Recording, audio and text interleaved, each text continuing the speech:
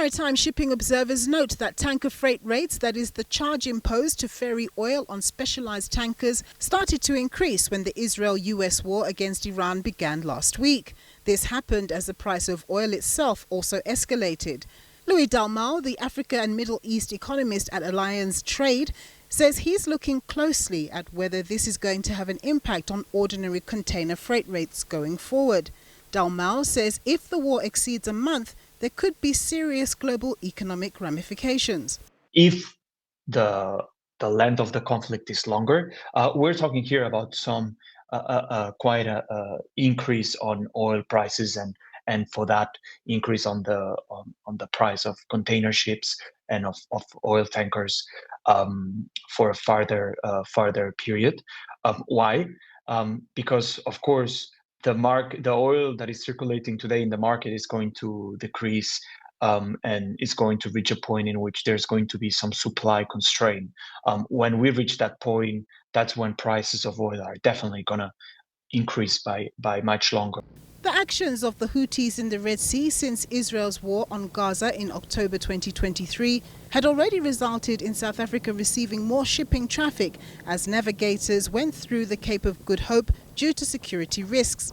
With an uptick in traffic now as a result of shippers having to detour away from the Strait of Hormuz, the question is whether South Africa has sufficient capacity to provide fuel for these vessels. Peter Besnard of the South African Association of Ship Owners and Agents says the system appears to be managing so far. Yeah, I think currently we do have capacity.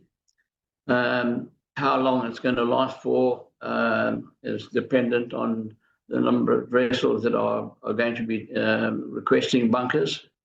Of course, the longer trip around, I think many ships will take on bunkers, but we've also had, the issue in Algo Bay where for a while no bunkering was carried out, but there is two companies there now, that's Nimby and Afsal, that are bunkering vessels in Algo Bay.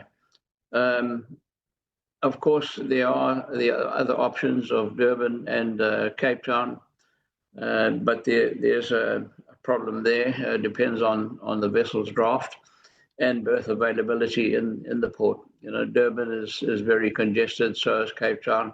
With major shipping lines having to take the longer route around South Africa, Regional Managing Director of the Chartered Institute of Procurement and Supply, Paul Voss, says parts of the local commercial retail sector will likely feel the effects of the latest developments in the short term. And that will add between 10 to 14 days to transit time. So that's already going to disrupt production schedules.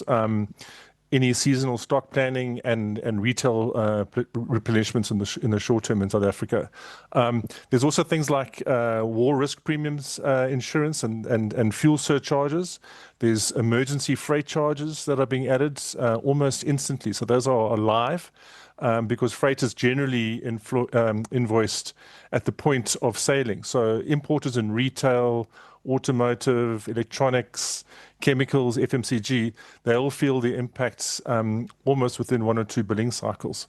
Besnard said he was concerned that due to the lack of the country's limited refining capacity, the country imports around 70% of its fuel needs, and said he was crossing fingers that there doesn't come a time when there's a scarcity of supply issue which would make providing bunkering services to visiting vessels difficult.